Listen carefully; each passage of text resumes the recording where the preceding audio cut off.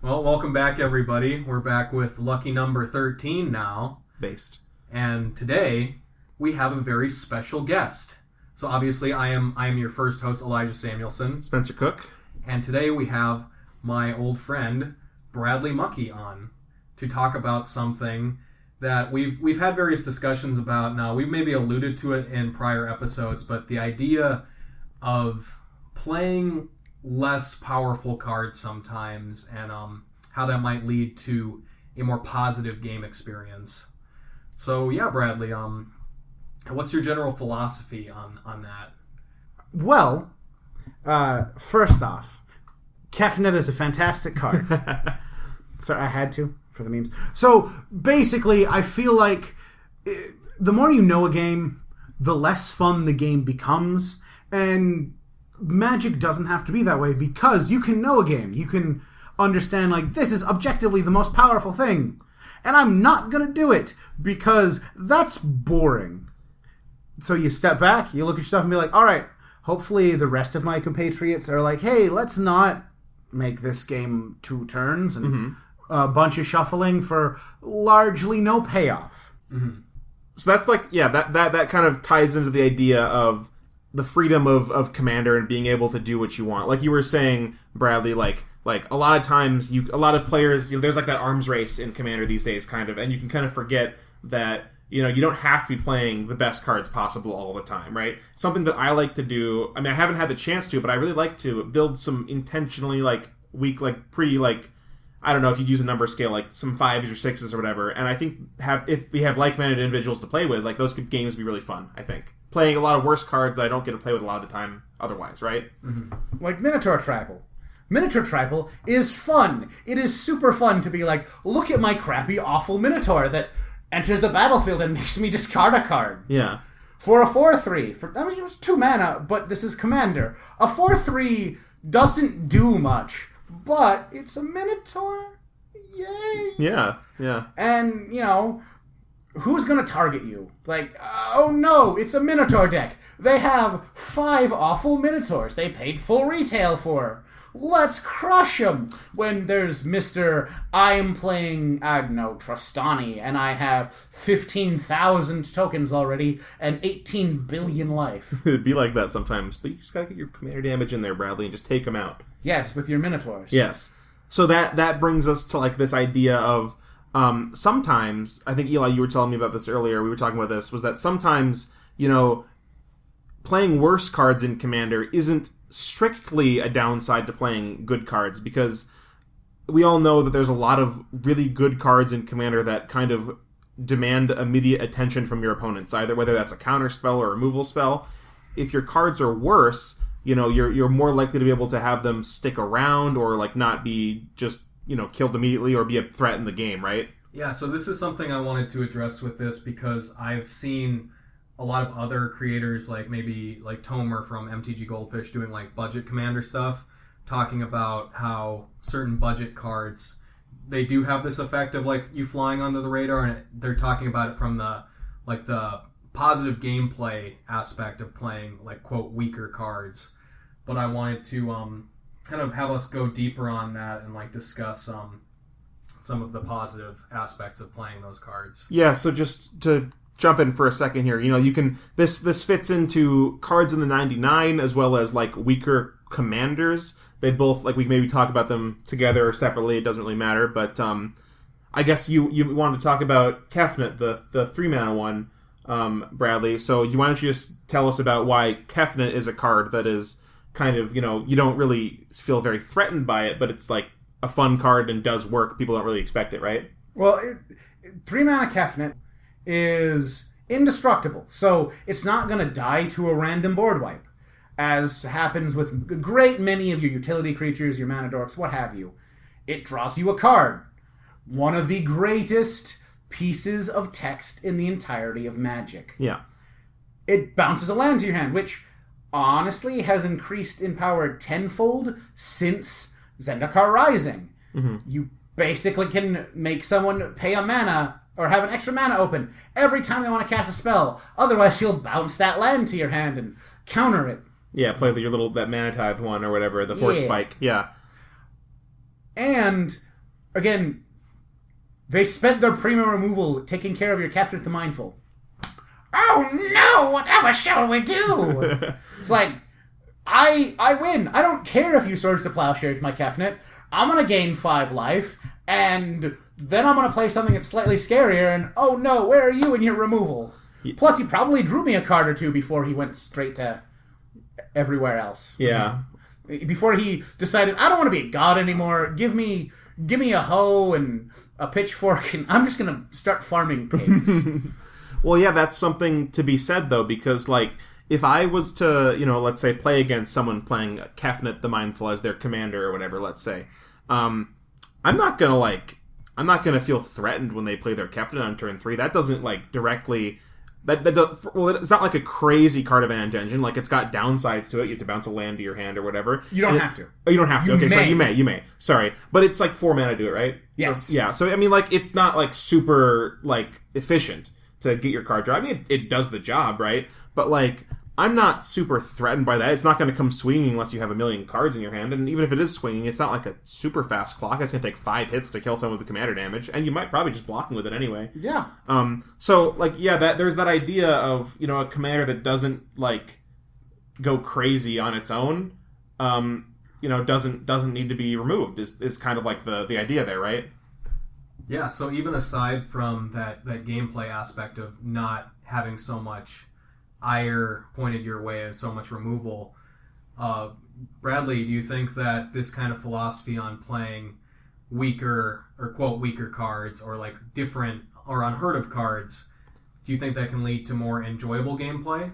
I would say so. So it at least leads to variance and less feel-bad effects. For example, we discussed it earlier, I like to call it the Sheoldred Effect, where you play a Sheoldred, and you probably spent retail on it, or maybe you even reanimated it. Sure. And then it hits maybe one person, they sacrifice a thing, and then it gets exiled, and you are sad. Because you spent retail on it, and she could have taken over the game, but she would have taken over the game, so everyone's like, we have to...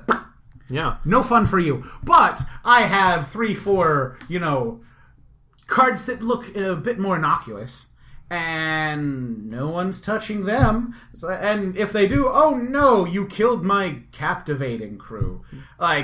Yes, they will take over the game, but I cannot spend 4 mana a turn, 8 mana, whatever I want to spend. Yeah, they take over the game with much less urgency. They don't need to... they require an investment on your part to do it. Like you said, spending 4, 8, 12 mana on captivating crew activations. And if you're going to do that, you don't have to. You can just play the game normally otherwise, right? But yeah, so that, what you said, Bradley, the Sheoldred Effect was a term that you coined as... I'm going to paraphrase it, and maybe you can correct me if I'm wrong here. Make sure I understand it correctly.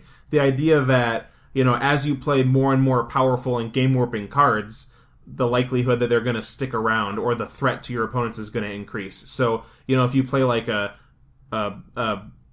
bear, brown bear, black bear, whatever, the 2 mana... Grizzly bear. I don't know why I couldn't remember that for some reason. You play a grizzly bear, that's not threatening in any case. No one's going to spend a removal spell on that unless they're a psychopath, or they're just trying to joke around.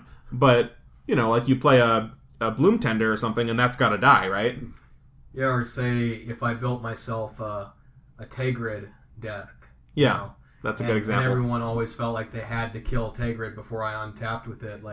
They're not wrong, but that doesn't seem like it'd be a very good experience for me either. But you have to understand that playing that kind of card like that, or Torolf or something, where you can untap and win the play game. One other card and probably win the game off of that. Yeah, it's kind of like when someone, they're playing an infinite combo, and you don't want to sit there and ruin their day by constantly beating on them, but if you don't kill them, they're going to get the 2 cards they need, and game's over. Yeah. And I like to think of Commander as kind of like a movie, and oftentimes the end of Commander is the end of the movie, and endings are really hard to do. And you know what people hate more? Bad endings, right? A bad ending will ruin the entire rest of the flip for you. Sure, I get that. worse than that is no ending, where it's basically like, hey, we see everybody, and then just Deus Ex Machina, everything explodes, the movie's over. What happened? Yeah. Why did I spend an hour and a half watching just whatever when it was entirely pointless? Or the extended edition Lord of the Rings movies where they take 4 hours each. Yeah, we don't want to do that either. Yeah, but I understand what you're saying, Bradley. The only thing worse than that is, it was all a dream! And I feel like that's popping a Karn alt, the all a dream ending. You just have to do an entire new movie now. Yeah. But Karn has all his fun stuff. And then everyone, pretty much what that turns out is the game is over, but it's not really over, but everyone concedes, so everyone just leaves the theater, right? That's what that is? It's like, I don't want... I mean, I know I spent my money, and I should be happy for a doubleheader, but I don't want to watch this next film. It sounds awful. Yeah. So on combos, Bradley, would you say... Well, I've heard many Commander players say they don't care if they win or lose a game. They just want to do, quote, their thing, whatever that is. But in a lot of situations, like decks like Tegrid or Toralf or something like that, or like you were saying about combo decks, if somebody's thing is an infinite combo or something that just wins the game, is it your responsibility to let them do that? Because that's what they want, that's their fun.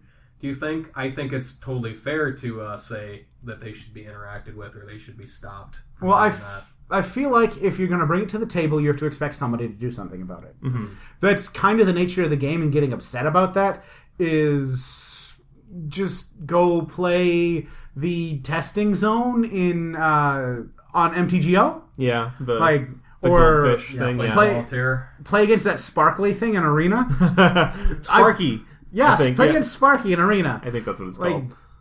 if you want to just play a game by yourself, there are plenty of other options. As a matter of fact, I do this on occasion because I want to just see the consistency of a deck or something like that in actuality. Yeah. So just shuffle up and then draw a hand and then play out a couple turns. You can do that at home with much less effort. Yeah, on your part. maybe if you feel like it every once in a while, pretend someone plays a board wipe or removal spell on your thing and see what happens, right? Yeah. You can do that.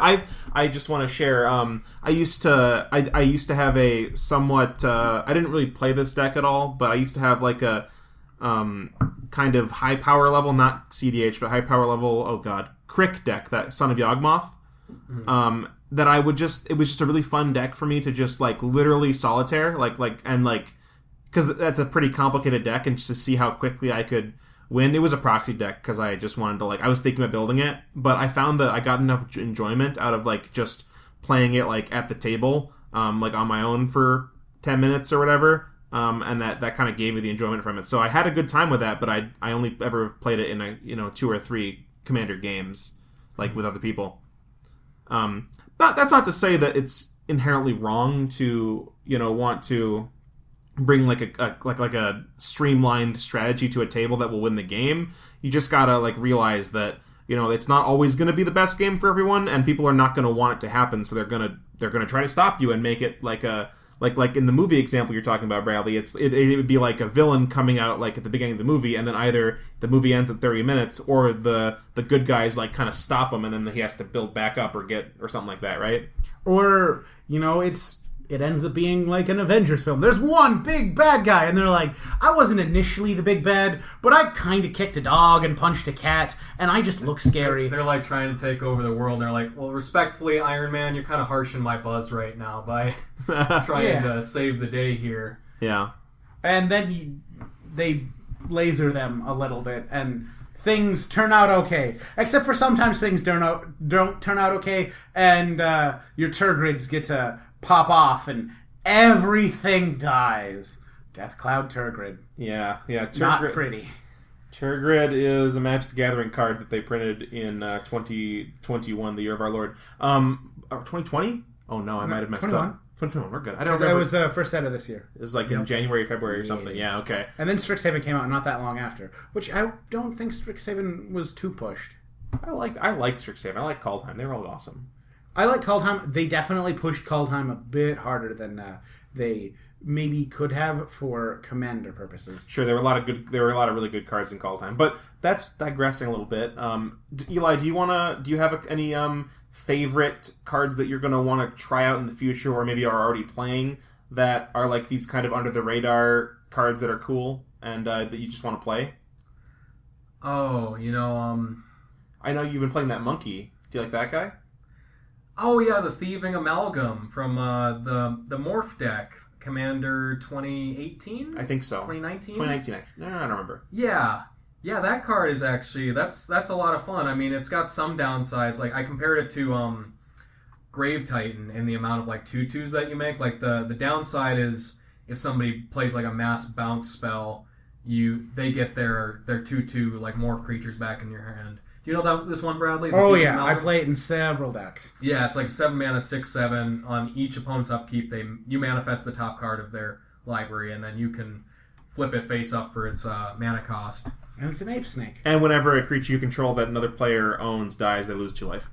Yeah, and that one I've been pretty and you gain 2 impressed life. with that one. Yes, I think. And that's a card that I really don't see too often, so it doesn't really like have much of a reputation. But I've played it a couple times now, and it's been kind of a house. I mean, like, yeah, I guess if somebody Cyclonic Rifts me, that feels really bad, and then they also draw a bunch of cards on top of that because of all the manifests. But yeah, that one I think could see a little more play, and it's not too. It's more conspicuous, I guess, maybe. Yeah, like it's not overtly like powerful. I mean, obviously, you know it's going to be good, right? But like, it doesn't just win the game on it. I mean, it doesn't just win the game right away. Like, it doesn't kill people's creatures. I mean, getting a 2/2 on each person's upkeep isn't like. It's good, but it's not like game breaking, right? Well, you have Tendershoot Dryad, right? Yes, yeah. That was actually. I know exactly what you're thinking, Bradley. Like, she does very similar stuff, and she's not broken. Also, you obviously are playing that guy in a sacrifice deck, so you just sacrifice all their manifests, so they don't get anything back. Yeah, there you go. And then you get to drink them like a milkshake. yeah, but go ahead, Eli. So yeah, that's one that would fit that criteria. For me, like I personally just like I like playing these like low. I don't know if I have any good examples of the cards, but just like low mana cost 4 and less creatures that don't really do like they do something very specific, or they don't do anything like very like necessary for my game plan. They're just like a thing to do, and then they sometimes kind of do fun things. That's what I kind of like. So, for example, oh god, I can't even think of an example at the moment. Well, we're just gonna move on. No examples for you. No examples, but just these little like cards that you like probably wouldn't expect to be cards that are probably like good in like draft or good in standard or something that you're like, this doesn't fit in my commander deck. Like your Farsight Adept. Sure, like I didn't want to bring up Farsight Adept because I think that card's actually just good and not. But yeah, something like that where you wouldn't really expect it. In like it's like this doesn't fit what I'm doing in commander. It's like, well, you could just play those cards anyway, right? That's fine. Like, it's not going to be like crazy, but you're going to do it, and it's going to be good. So, yeah. So another point for this subject, Bradley, that we put down here on our notes was the idea that playing this way can lead to a more diverse format. And I think, for the most part, most people would think that's a good thing. What do you think about that? I would say as long as the diversity is fun. Again, I think diversity unto itself usually makes it more interesting, if nothing else. Yeah. Because humans, for one reason or another, innately kind of get blasé to seeing the same thing over and over and over, ad nauseum et infinitum. Mm-hmm. So, if it's like, hey, I don't have to deal with our Crater of Behemoth as the win con every time. Occasionally, it's, I'm going to make all of the clues and then rampage the clans and then turn all of my clues into centaurs, and they will all turn sideways. That sounds awesome. Right? Or Rise and Shine, even. Yeah, sure. A new card, yeah. Yeah. I mean, after you see it many times, it might get a little bit more, like you said, blasé or whatever, but, like, I mean, if you put enough variety in there, like, it's not going to get stale, right? That's the goal, I think. I mean, that's part of the reason why they come out with sets as often as they do. Yeah. And all the product they do. The other part is, obviously a profit. But you have a diversity of options. Most of the commander decks have something new that's going to get underappreciated, like Surly Badgersaur. That's a great card. It's a fantastic card. And not just in like the kind of decks that you'd expect to see it in, like even in decks that just have kind of incidental ways to loot or something, like you're going to be able to, like for example, I think you have a what's his name? Plarg! A Plarg. How could I forget Plarg? Yeah, how could you forget Plarg? You have a Plarg deck, and that card is very good in there. Yes. Yeah. I used it to kill Azarelia with Lorehold command. And conspiracy theorist got lost on their way to Innistrad. Yeah. Well, actually, Bradley, something that you mentioned that you kind of reminded me of was you were talking about this idea of them making sets all the time and making new versions of effects, right?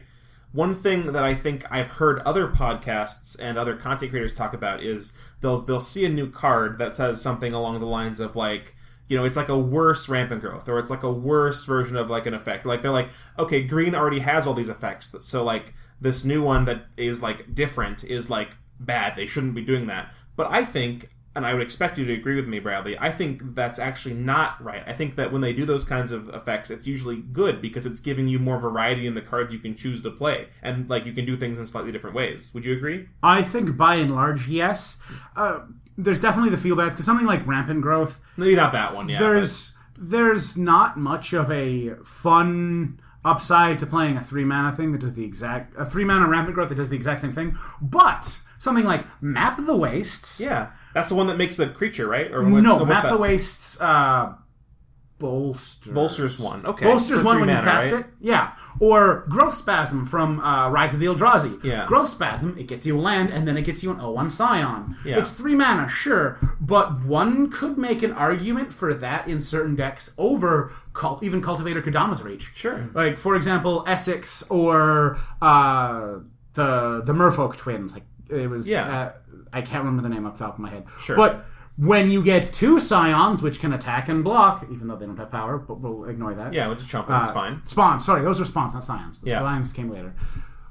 It also gets you more mana that you can use basically immediately. Yeah, and like you were saying, Bradley, you weren't saying this, I was kind of saying this, but that new Rampant Growth 2-mana one, that what it does is it gets a basic and then it turns into a creature. Like, I think, Eli, you kind of mentioned that to me a lot when that came out a while ago, that you kind of liked that card, right? Yeah. And it's not like, it's obviously, like, probably, like, much worse than Rampant Growth, right?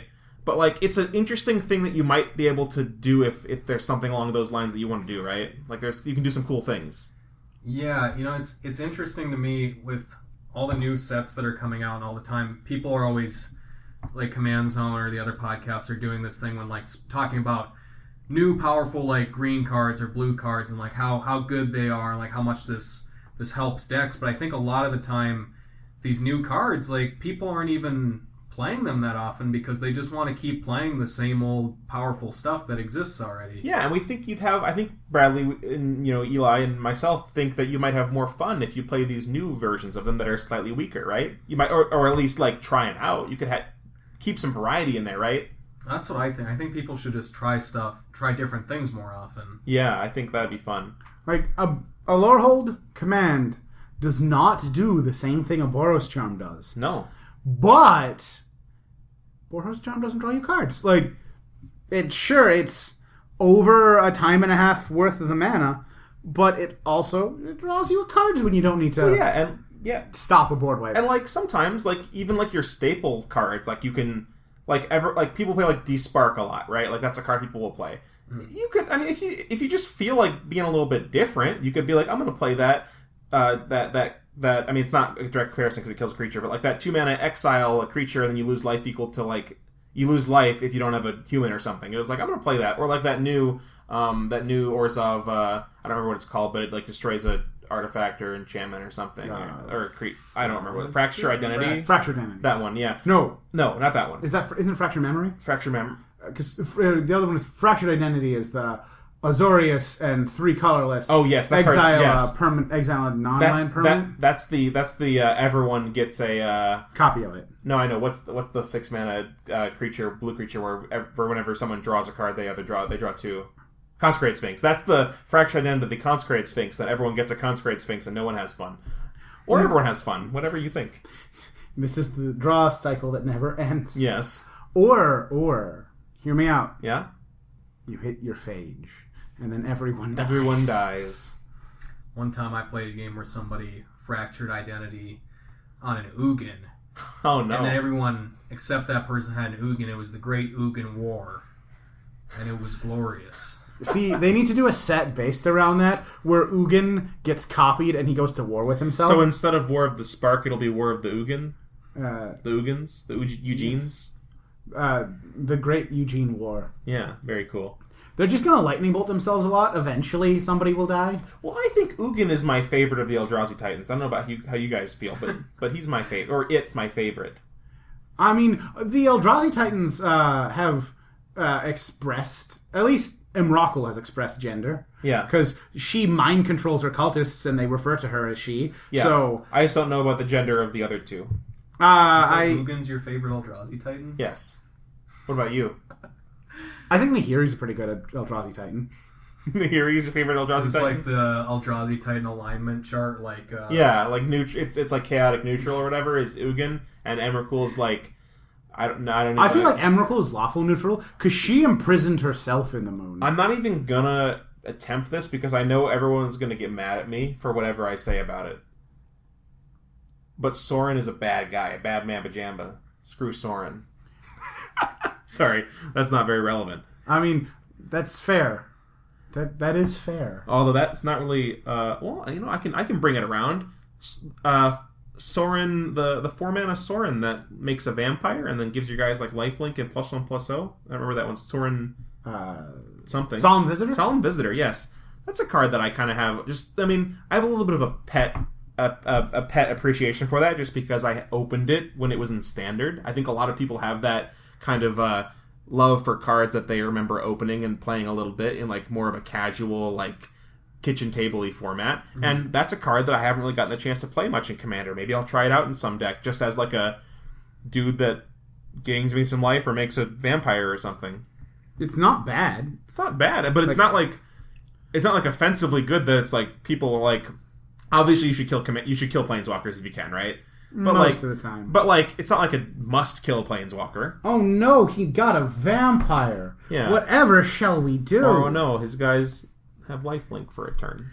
I mean, honestly, I'd be more scared of the lifelink than the vampire. Yeah, probably. You know, you get lifelink, you drop a sanguine bond, and you murder. And it lasts till your next turn as well. Yes. It's cool. But come get me, bros. I'ma drink you. So like we were saying though about trying out new cards, I think Commander players have this tendency to not want to make a switch in their deck unless a card is like strictly better or like objectively more powerful than a card they're switching it out for. Yeah. And people also have this tendency to kind of question like everything you put in your, like they'll ask you like Bradley, why are you playing Kefnet the Mindful in your deck? And sometimes like there's good reasons for that, but sometimes the only answer that'll satiate people is just like, I want to. You know? Yeah, I know it's not good, but I want. Well, I mean, I know it's. I shouldn't say it's not good but I should say I know it's not the best thing I could be doing. I think part of the quality of something like Kefnet the Mindful is that it's perceived as not being good, because as soon as people I have a group I play with, and they do not agree with me about the quality of Kefnet the Mindful. If they agreed with me, a huge chunk of my argument would be invalid, because they're like, hey, there's a Kefnet the Mindful. He's good. He'll get him incremental advantage. He'll be a slow snowball rolling up a hill, and then suddenly, dead. But they don't see that. So he has that innocuous quality to him. Yeah, I suppose like you were saying, Bradley, if your opponents agreed with you that a card was very good, then it kind of intrinsically would get worse in the context of a game, right? Because it'd be more of a threat. Mm-hmm. So that's kind of an interesting thing. Maybe try playing some cards that aren't that great. So are not perceived to be that great, as far as you understand your friends or people at like an LGS, and you can use I think you can use that idea of like a lot of Commander players that don't have like enfranchised like play groups or something, or they're more new, can get a lot of opinions from more popular things like Command Zone or Commander Clash or whatever, or Commander Central or all I'm just naming people that I remember in seeing the last day.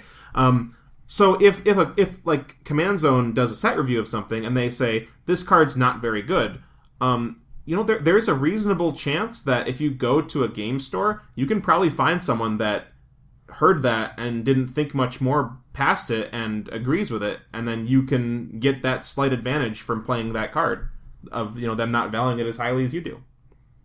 And honestly, that again is one of the positives of another positive playing bad cards. Yeah. Which I don't know if we were going to bring this up later. Is it makes it easier to politic, because if I'm running a Zombie Goliath, which is a 5-mana 4/3 with no abilities, and I turn and like, hey, can you help me out, buddy? I'm not like, hey, I'm not another brinkmanship. I am not another nation. I am not a threat to you. I am basically this little child who doesn't want their toys broken. You're like, okay, sure, buddy, I'll help you out because you're playing a Zombie Goliath and Scabe Runinator. Yeah, you're Poland or whatever. You're just getting picked on by everyone. Everyone's just picking on me. And then you're just like, haha, but in actuality, I was doing things with my vanilla overcosted zombie. Also, don't talk shit on Scab Ruinator. That's my boy, okay? I played that in Modern. I don't want you talking shit about him. He's my man. But he's hard. I think he's fine for Modern. Well, he's not. I promise you, Bradley. I think he's quote-unquote fine for Modern. Yeah, I know what you mean. But he's bad, trust me. Yeah. Yeah, he's not I good. like that you brought that up, though, Bradley, because the kind of cards you play and the kind of decks you play help you develop a reputation as a player. And Command Zone has mentioned this before, how you kind of like need to earn a certain amount of trust, like if you're gonna make deals or like do a lot of politics, like you were saying. Like if I like go to the person playing cards like that and I'm like, can I make this deal with them where I don't have to, or I don't get to attack them for a turn, and will that be okay? Yeah, you're pretty safe to bet that it will be okay, I think, a lot of the time. Yeah, and if I play my Farsight Adept that I'm known to play, I'm going to give the card to the player that has the Hill Giant in his deck, right? Or has the Hill Giant on the field. I'm like, yeah, you can have it, draw another Hill Giant. And then you're like, good, I'll draw my Blasphemous Act and kill the board. And it's like, yes, I got there, right? Ha-ha! I tricked you, but not really, yeah. I mean, I have nothing but awful creatures. They can all die for all I care. Yeah. Or even, not just mentioning specifically like weaker cards or spells, but your deck building style, I think, can affect that too. Like, I have a friend and I like to kind of build the same way that he does, where we both play like very strong cards and like some fast mana stuff, but like the end game isn't like your generic infinite combo or like your hard lock. It's just like doing something very big and like it looks very intimidating and imposing, but it's not inevitable, really. Yeah. It's interactable. It can be stopped. Yeah. There's points, I mean, like you if you like play I've had the situation before where I've like played a bunch of Mana Dorks into a Grave Titan, right? That will win the game, but a board wipe and I'm behind everyone else. Like, I don't have as much, if I'm playing Mana Dorks, like I probably have less mana than everyone, and I have no more creatures and no cards in hand. So, like, it's not inevitable. Like, you can stop it. So right? It's kind of like what you were saying about Minotaur Tribal, Bradley, where I think you could make a really good Minotaur Tribal deck, but the ceiling of that deck is it's Minotaur Tribal. So I mean, let's be honest here. It's Minotaur Tribal. There's a couple cards, mainly one 8-mana sorcery I can think of that can do something. Aside from that, like some of the top tier stuff I've played in that is a 4/3 for 2 that makes you discard a card. I know that card, yeah. Yeah, or a 2/3 with regenerate for a black and 2 colorless for 2 that has to attack each turn in Commander. It's going to die, and it's going to die horribly. Yeah. Even if, I mean, because you don't have time to regenerate it. Well, right? do you want to spend 5 mana to have this thing alive for an extra turn?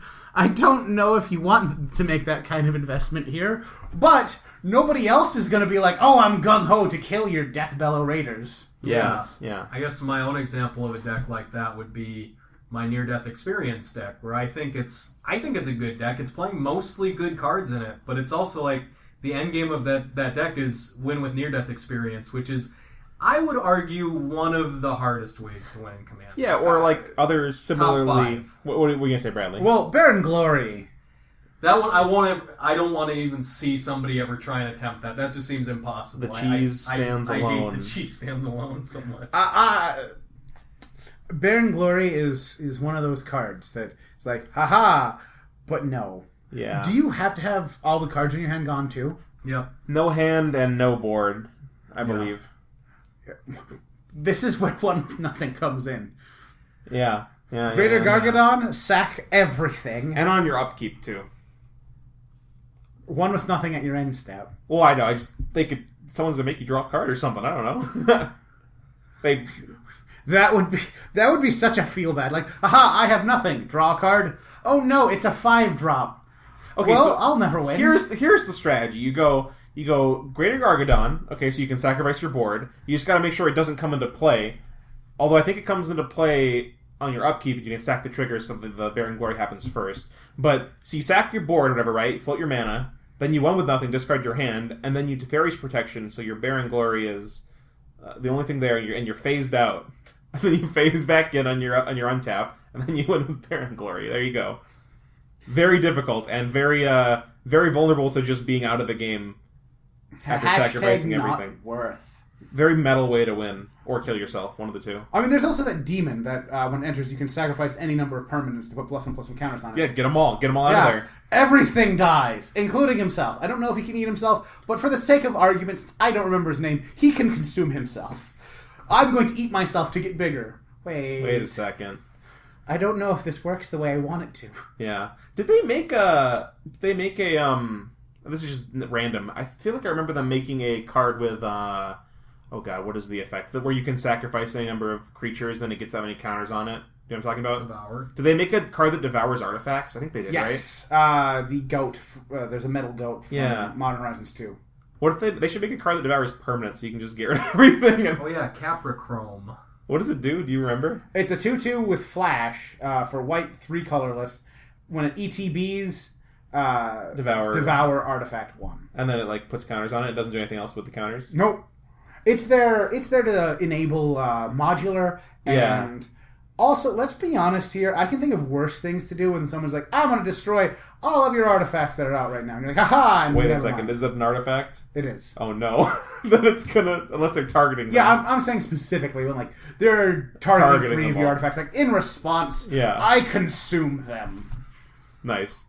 So, yeah, pretty much, I suppose most people would think if I have the choice of buddying up with the person playing Minotaur Tribal or Near Death Experience or the person who's trying to Kiki Jiki combo, yeah, or they're playing that new the new Thrasios guy or whatever or something, and they're trying to make infinite mana and then draw their deck right.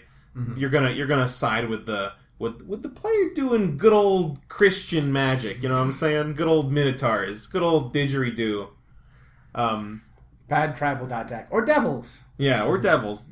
Although that devil deck's actually pretty good. Zerzoth is a good commander. Yes. So I don't think he fits. I think he's... Well, all the devils you're playing in it are bad. Yeah, the devils that you play in the deck fit that. That's actually a thing with a lot of tribal cards. This might be another episode, so I won't get into it very far. But, when you're playing a tribal deck in general, you probably are playing a lot of cards that aren't really great on their own. But people, if you're playing a tribal deck, you might be like, okay, I get that elf sucks, but when you pair it with other elves, it's scary, so I'm going to kill that elf. So maybe playing a tribal deck could inherently make your deck seem more powerful than it is. I mean, there is unity there, yeah. And in unity and singularity of purpose, you oftentimes get a more effective machine. Mm-hmm. And that's also something to be said about the bad cards, or the bad is not the correct term here. Specifically, the underplayed cards, the hidden gems. Sure, or if I can interrupt Bradley, I'm gonna say underplayed. We can't say that because I told people in a previous episode to yell at me if I called cards underplayed, Bradley. So I don't want them to yell at me. So let's call them misevaluated. Let's call them let's call them pet cards. How about that? Well, I don't necessarily feel pets appropriate. Okay, let's call them bangers. The surprises. Sure. The surprise cards. The stuff that, for example, when I first played Commander after Ixalan, I just casually threw in, as we brought up earlier, a Captivating Crew. Card Swings Games real hard. Same thing with Angrath's Marauders. I have had so many instances of I cast an Angrath's Marauder, and it might as well just have win the game written on it, because everybody dies. And they die horribly. I've got a personal experience with Captivating Crew that I'd like to share. I think I might have said so in a previous episode. I forget what I say. I'm sorry. But I've played the Humans Precon deck from 2019, I believe, or 2020, one of the two. Couple more times than a lot of people. And, that's actually... Like, I never thought that card was very good. And then I played it in that deck a couple times. And, it kind of just threatens to kill people sometimes, honestly. So that's a card that, like you said, Bradley, like doesn't seem good, and I think most people don't put it in their deck outside of maybe a pirate theme or something. But it's a reasonable card. It's reasonable to play, I think. It'd be a shame if Gisela betrayed you and stabbed you in the face. I would not like that very much. Or Aurelia. Yeah, don't take that either. That's a nice Aurelia. And Gisela got there. It'd be a shame if they just slid on over to my side and joined forces for the pirates. Yeah. So, Eli, something that you were talking about a bit earlier, I think. You were mentioning how players are too afraid to cut cards from their deck and replace them with other things, right? This was 10 minutes ago or so I don't blame you if you don't remember. But I just wanted to share a very small anecdote about that. My Aurelia deck, which is, I think, pretty lot of great cards in that deck, right? And I recently took a couple cards out to run in a modern event that I was playing. So I needed to take out like a Charming Prince and Path to Exile, right? And I just don't have Path to Exile. And instead of that, I just I got like a pack for playing in the event, and there was like a 1-mana 1/1 white creature that says like whenever it gets like a counter when something happens. I don't remember what it's the one that looks like the guys in Star Wars. Okay, never mind. The guys from Cloud City? No, Genosians? No. Camino. The Camino little dude. Okay, never mind. This is just my thing. I think they look like that. But, like, I'm playing the deck, and there's just, like, a card that just sticks out as, like, not a good card in the deck. But, like, I mean, it's kind of fun when you draw it and play it, I think. I don't know. It's okay. I have fun with it. Mm-hmm. So, that's the thing you can do, and don't feel bad about it. What do you want? Do you have another thing on the topic list, Eli, you got to mention? Yeah, so I wanted to bring up the idea of whether or not it's better to avoid being the first person, like, in first place in a game of Commander, like the first person to, like, really shoot ahead and be the first king of the hill, as they say. Yeah. So, yeah, Bradley, if you want to discuss, what are your thoughts on that? About like I call it sometimes like stepping into the kitchen. You're gonna be the first person to get burned. Yeah, you probably don't want to eat the first board wipe. Mm-hmm. Like you explode and then everything dies. Yeah, and then you just are left with a mound of corpses and your own tears. So Bradley, if I could ask you, are you the kind of guy who, let's say that you have a you don't have a 3-drop that you want to play, right? Would you let's say you have a 2-drop you want to play and a 4-drop you want to play, or something like that. Would you play a turn 1 Soul Ring knowing that you're not gonna like tap it for something next turn, unless you draw something, or would you hold it in your hand and maybe try to play it on a future turn as a way to like kind of not seem like the threat for a while? What would you do? I'm not gonna lie here. I would probably absentmindedly play it. Yeah, because I wouldn't think about that. I'd be like, oh hey, look, a Soul Ring, fair shiny, enough. Go out. Do you think it could be better to not do that, though? Definitely. Okay. I will say for creatures or artifacts or enchantments, there are definitely instances where I'm like, no, I'm just going to hold this in my hand for a couple of reasons, not the least of which is I really like playing on my opponent's end step.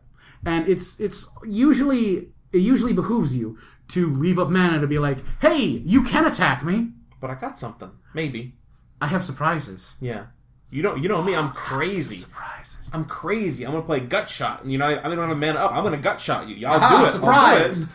Take a damage. I killed your Bloom Tender. Sometimes you just got to be a little crazy so people don't mess with you. Like, I've been known to daze Eli's 1-drop on turn 1 or something. Mm-hmm. Just sometimes for the memes. And it's not good. It's not a good play. Well, for the longest time, I was the kind of person who would prefer to kind of be the first king of the hill and become the arch enemy, because it's kind of fun. Sometimes it's kind of flattering. But it was this kind of philosophy that how I would put it is I'd rather be a contender than a survivor. And I have a friend that kind of plays the same way. But in those situations, sometimes it is not fun to continuously be the person that everyone gangs up on.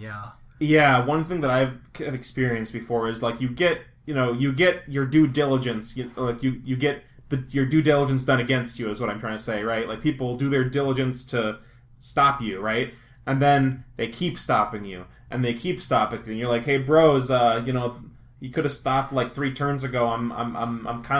You're kicking a dead dog right now. He's already dead. Yeah, that's what happens. He's exactly. Already dead. And like you can't really like blame people because like sometimes they don't know when to stop, or they still see you as a threat because like they know what your deck does or other stuff like that, or they might be absent-minded about like someone else being more threatening. But like it can feel bad if you're in that situation. So maybe there's this idea that you want to kind of there's maybe an idea that you might want to try to like match other people's momentum.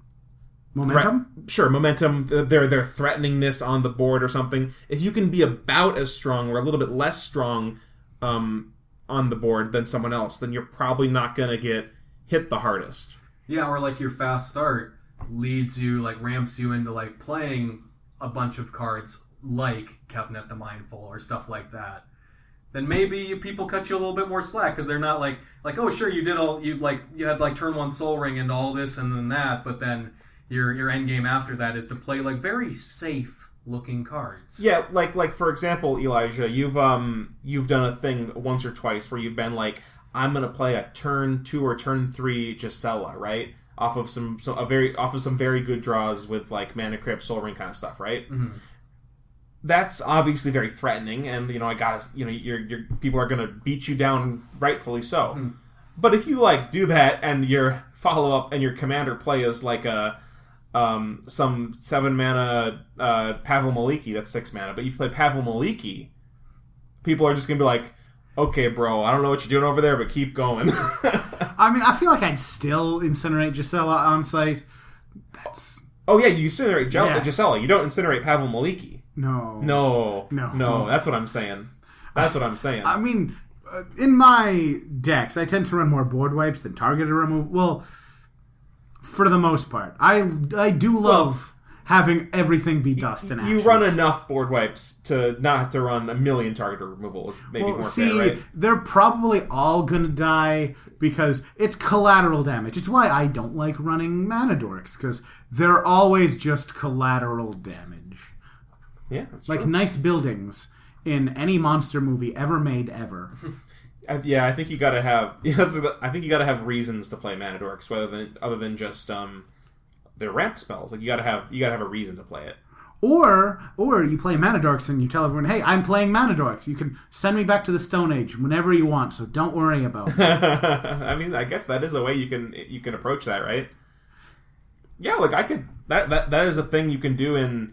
I know a lot of people have a lot of feelings about like white and Boros decks. Like you can be like, hey guys, I'm playing this powerful Boros deck, but maybe it's a deck that commits really hard to the board. It's usually like, hey guys, 1 board wipe and I'm like not set to Stone Age, but like you could be like, hey, it really, really hurts me if you hit me with a board wipe. So like you don't actually have to one for one all my stuff. You can just maybe take 10 damage and then board wipe me, right? And then not tell them about the Lorehold command you have in your hand. Or the Fairy's Protection or whatever, there you go. Or the Boros Charm.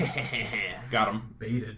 Haha! Nice board wipe you did there. Thank you for ensuring nothing but my guys are alive. Thank you for ensuring I can kill everyone now. Very cool. And he waddled away, waddle, waddled away. Oh, that's an old one.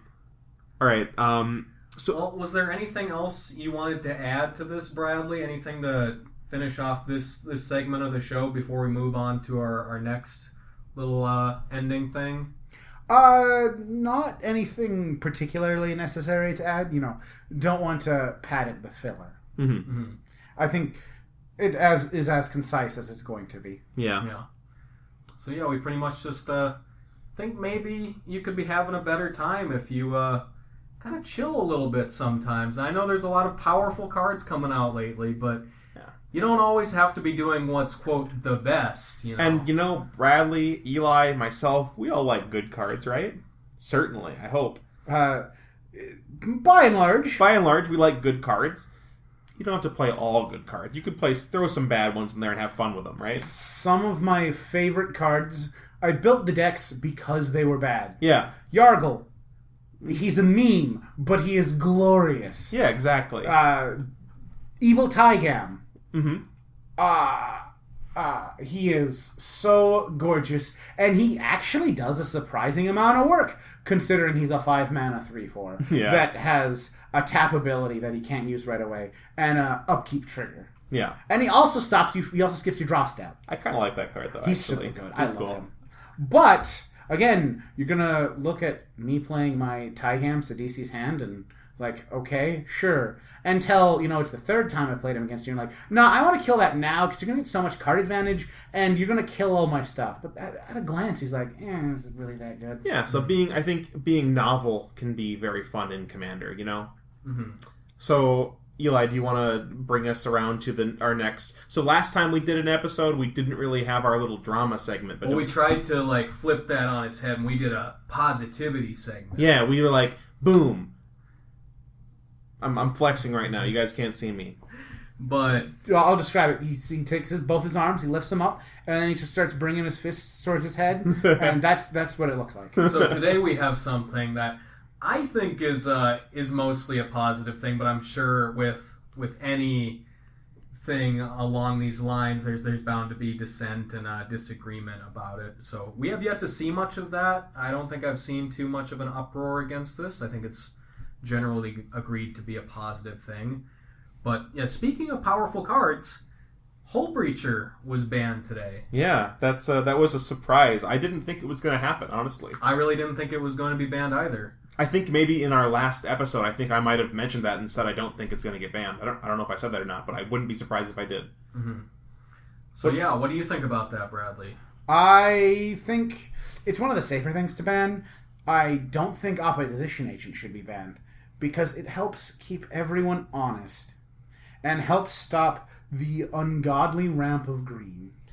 Yeah, I think no matter how our listeners feel about Opposition Agent, like even if they like it or not, I think everyone can, or most people can agree that Hullbreacher is probably more of a problem than Opposition Agent by a decent margin. You really can't play around Hullbreacher the same way you can play around an Opposition Agent. I think I kind of agree with that. Because eventually you're probably going to draw a card or more. Or your opponents are going to remove the impetus from you and say, I'm going to cast Wheel of Fortune, and you're going to have no cards in hand, and I'm going to have 21 mana. Yeah. And a full grip. Ain't that just pretty? So I think we're not going to go into super depth about the philosophy of them banning cards and not banning cards, because I think that's something we did just on our last episode.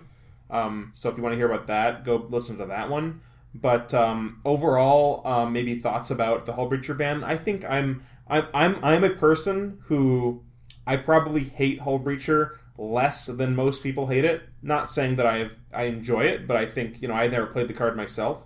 I played against it, and I think cards like that are more fair than most people do.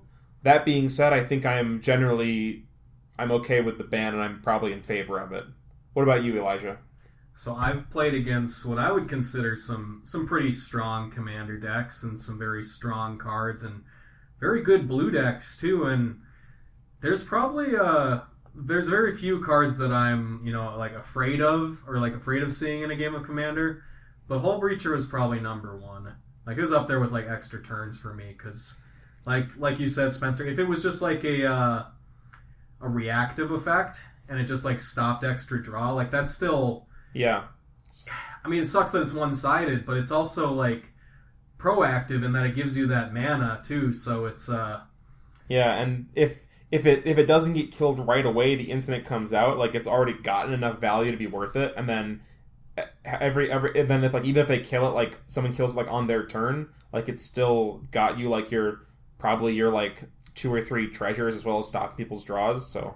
Yeah, I think people use the dies to removal argument a lot in Commander, and that's one where I think it's low CMC, and the flash just really cut down on the points of interaction that you have. It's just very, very efficient is what it is. Mm-hmm. So like in Commander, when you like, someone plays their 5-drop and you kill it for like 1 or 2 mana, like you owned them super hard. But when someone plays their opposition agent, or sorry, not the opposition agent, their Hullbreacher, and you kill it, like it's a lot. It's not nearly as bad, right?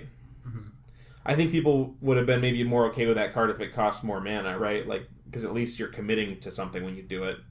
Although maybe people wouldn't be okay with it if it cost more mana. No. What do you think, Bradley? I think it would definitely... I don't think it'd be getting banned if it cost If it was like 5 mana. Yeah, probably not, but still, like... No one's talking about banning Narset. Narset, yeah. Granted, Narset you can attack to death. Yeah. But the strategy of Narset wheel is still a thing, and it was a thing before Hullbreacher. It's just Hullbreacher is very, very, very, very, very good. Hullbreacher's a lot more aggressive. Yeah. Mm-hmm. I think, Eli, you were mentioning how that was one of the cards that you were very afraid of, right? Hullbreacher. And I can attest to this because when Eli sees a Hullbreacher, he physically twitches and he has like this, like this isn't a joke, by the way. Eli literally will be drawn back and be like, Hullbreacher. Yeah, this actually happens. Get the thing away from me. Yeah, because we've been pretty fortunate. We haven't seen it in person that often, but we have a friend who plays. We've talked about this before. He plays Pirate Tribal, and he'll just play, a value Hullbreacher, not against anybody's card draw, even just because it's a pirate and it maybe shuts down some draw, but even just playing out a Hullbreacher on the end step or something, and just having it out there. I noticed there were some games we'd play, and you got to remove the Hullbreacher kind of, because you want to draw cards, but you can't draw extra cards to get your removal. So even in its most safest case, it was still annoying as hell. Yeah, and there's always that Hullbreacher Ristic Study kind of thing where if someone has a Ristic Study and you play Hullbreacher, now they just can't draw cards, right? Because they'll just choose not to draw because Ristic Study says you may. But I played me an Esper Sentinel, and that does not have a May on it. So every time someone casts a non-creature spell, it's just, for the first time each turn, and they don't pay for it. It's just giving the Hullbreacher player a treasure. Yeah, because it's not even like the Narset, Bradley. That's just players can only draw 1 card each turn, right? So you can still draw one on from each my Esper turn, Sentinel right? or something, or Mangara or whatever. Yeah. But Hullbreacher is just no, you specifically get your 1 draw on your draw step, and that's it. So it's it's even more gross. I think it's just 3 levels of push too far in different directions. I take back what I said. I'm not 100% sure off the top of my head if Narset works the way where you get 1 card a turn, or if it's only your draw step. I'm not 100% sure. I'm pretty sure it's 1 per turn. I think it's 1 so per it's turn. as far as wheels, it's functionally the same, but other card draw, it really just gimps super hard. Like Spirit of the Labyrinth will give you 1 draw per turn, but it's just Hullbreacher. And no one is clamoring for Spirit of the Labyrinth to be banned. No, it's totally fine. Yeah, it's it's also symmetrical. It affects everybody. Yeah, and it's a symmetrical 3/1. Yeah, or 1/3. 3/1? It's 3/1. Is it? It's a 3/1. Oh, I thought it was a 1/3. I was thinking Eidolon of Rhetoric 1/4. That's a That's a 2/2. 1/4. Yeah, there we go. Okay, Eidolon of Rhetoric. Sorry, I don't think it was. Why? I don't know why I was thinking Eidolon of the Great Revels. that's a good one too, though. I don't think it's super good in Commander. It's okay, Bradley. It's okay. Well, 2 life is essentially 1 life in Commander. In comparison to also consecutive formats. There are far fewer really, really low to the ground decks, and it's probably just going to instantly. Well, Bradley, you take 2 from your Hullbreacher. Not anymore. You don't, though. Yeah. Not anymore because it's gone. But you take 2 from your opposition agent now. Yeah. Haha! You stole my land, but I hit you for all of a shock. So I just want to bring up talking about this Hullbreacher ban. I think this is the first ban in a little bit they've done, but I feel like with this ban they've been doing a little bit more bans recently than in the past. Do you guys see that, or do you think that's just my kind of warped perception? How do you feel about it? I feel like they did more bans in the past. Yeah. I can't remember. The last ban was that Lutri. Flash. Oh, Flash. Oh, Yeah. That was not really that was like a before the card came out kind of thing. So that was Flash. Then before that, I think it was Paradox Engine and Prophet of Kufrit And Leovold. Leovold, yes. Yeah. For similar reasons. Yeah, for similar reasons. But yeah, so how do you feel about I guess I've already asked you guys how you feel. You're all okay with the Hullbreacher ban. Do you think that the Hullbreacher ban has any major downsides to it? Because we've been talking a lot about how we're okay with it, but like is there some sort of precedent it sets that you're worried about, or is there something along those lines that you guys are worried about, Bradley? I feel like any precedent set here should already have been set. Yeah, like it's not setting anything new, it's maybe already happened. Yeah. Okay. Okay. The Hullbreacher was pushed, and it's not a fun card to play against. I agree. It's I again would argue Opposition Agent is a more fun card to play against. I agree. Because again, you can interact with it far more than you can the Hullbreacher. Yeah. And you can completely fizzle it by, just drawing more cards instead of tutoring. Yeah. What about you, Eli? What do you think? Do you think there's any major downsides you can think of? No, it's just, I think it's interesting because like we talked about on our last episode with how the ban list works, I thought with how the ban list works, they had effectively done what they would have done to address cards like that, and that's the banning of Leovold to set that precedent. Yeah. So it seems to me like, it feels like since the inception of the Commander Advisory Group, that maybe they have been more aggressive with bannings, because I think it's a lot of Commander players have this feeling that the rules committee needs to be more aggressive with bannings. Yeah. Because players, like the average player, doesn't understand the philosophy thing of Commander, so it's probably the best for the wider group of people. So do you think they're maybe moving away, or would you be surprised if they moved away from that kind of symbolic banning of cards? Like, for example, the idea of banning Leovold to ban that kind of, say, we don't want you guys to do that kind of thing. Do you think they might be move more in the direction of banning one or two or three of the problematic cards instead of just one of them? Yeah, that's where I kind of see that going. I don't think it's going to go, their philosophy thing's not going to go away, and they're not going to change that. But maybe an extra card here and there. But something like Hullbreacher that is just, so pushed in so many ways, and is just, kind of the king of those, next to Leovold, of, the wheel breaker kind of cards. Yeah, I think they might do more stuff like that. One more thing I want to bring up about this, and that was just because I wanted to get your guys' opinions on potential downsides, and I'm curious about this, because something I think a lot of players don't think of when they hear about this, though, is, and I think we probably don't think about it a lot, too, because we don't play it, but how does this affect CDH, right? I don't know if I would imagine it was a good CDH card, but I don't know what this does to CDH, and I'd be interested if that could be a potential downside. Maybe that was maybe that was a card that made CDH better, a better format and more fun format. I'm not sure about that. Maybe, right? There's an argument for a CDH specific ban list. Yeah, and we kind of talked about that last episode a little bit. In the minor amount of CDH I have partook in, I didn't really see too much in the way of Hullbreacher. Granted, maybe they just didn't draw it, because there are several effects there that would definitely want a Hullbreacher against, like Feeding the Fish or Ristic Study. I imagine, yeah. It's not letting them have their cards seems like not a bad idea. So Hullbreacher, I feel like, was definitely a ban for casual EDH, right? Whereas in the way that Flash was a ban for CDH, Hullbreacher was a ban for EDH, right? In general, I guess. Mm-hmm. I wonder, like I said, I'm going to be asking my CDH friends what this does to the format, and if they're in favor of it or not. And if you're a CDH player and you're listening to this, I'd be curious to hear what you have to say. Yeah. So yeah, I think that's about what we got for this episode, right, Eli? Yeah. So to close things out, I kind of buried the lead at the beginning, but I just wanted to kind of give you more of a chance, Bradley, to introduce yourself to the viewers and your Magic playing history and stuff, and if you want to talk about that a little bit, how long have you been playing Magic? Since the original Innistrad. Yeah. So going on a decade. About the same for me as well, but it's not about me, Bradley. It's about you. I just felt bad saying myself as well, then realizing that Oh wait, I didn't get asked that question. It's okay. Thank you. It's okay. Yeah. It's all gonna be fine. We can establish our origins canonically later on.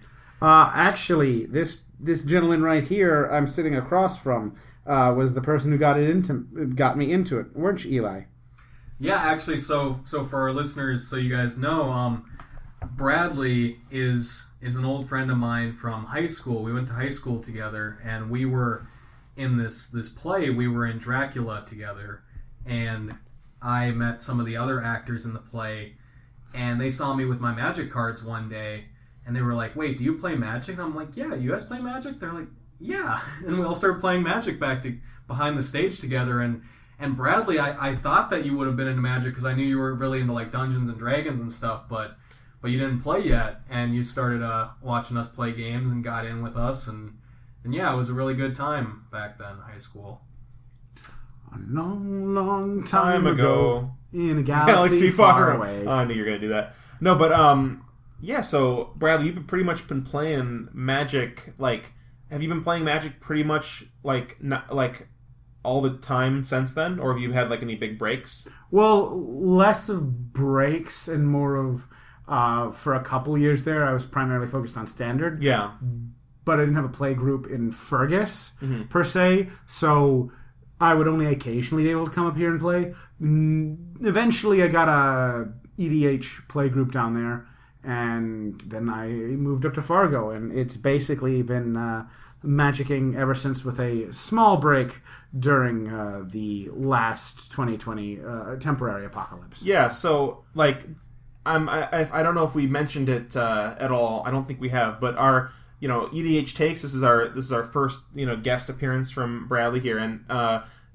we kind of want to try to get more guests from our area, or even people online maybe that have these other like experiences with Magic than we do, so we can kind of get their opinions and stuff, because that's kind of the point of the podcast. Is it's saying things that maybe a lot of other people aren't saying, or challenging our own opinions and trying to figure out really how this whole format works, right? Yeah, that was kind of my original vision for the show, but we just, since we started it, we've been going at it, and we haven't had enough people to like bring on and talk to about stuff, but we're going to try and have more guests in the future and get more a variety of opinions, and we'd like to be challenged on stuff every once in a while, Yeah, and Bradley definitely doesn't agree with us on everything, which is good. Which is good, yeah. But especially not. Just to kind of spoil it for you, Bradley is going to join us in the future on our Rakdos tier list that we're going to do at some point,